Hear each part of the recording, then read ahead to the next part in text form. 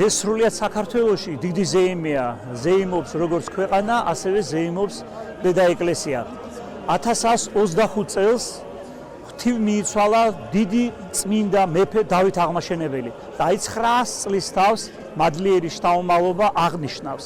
ეს არის განსაკუთრებული პერიოდი ჩვენი ქვეყნის ისტორიაში, წმინდა დავით აღმაშენებლის მოღვაწეობა, რომელმაც გააერთიანა, გააძლიერა როგორც საქართველოს, ასევე დედა ეკლესია. იქ ჩატარდა რუის-ურბნისის კნება, გააერთიანდა სრულიად საქართველოს ერთ მუშტად, აი დღემდე იმ ღირებულებათა სისტემას, რასაც ჩვენ მივდევთ ქართულთა იდენტობას, ეს გახლავთ სწორედ სახე დიდი მეფის ჩვენი დავით აღმაშენებლის.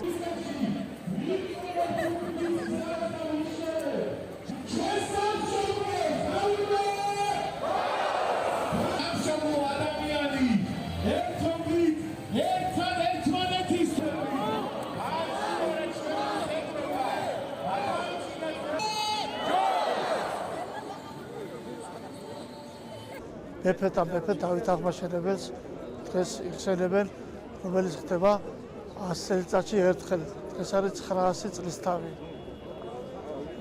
დღეს იკრიბებიან როგორც უბრალო მოქალაქეები, ასევე ჩოხოსნები, რომლებიც დაიძრებიან დავით აღმაშენებელის გამზირიდან სამებამდე მივდნენ ფერხით.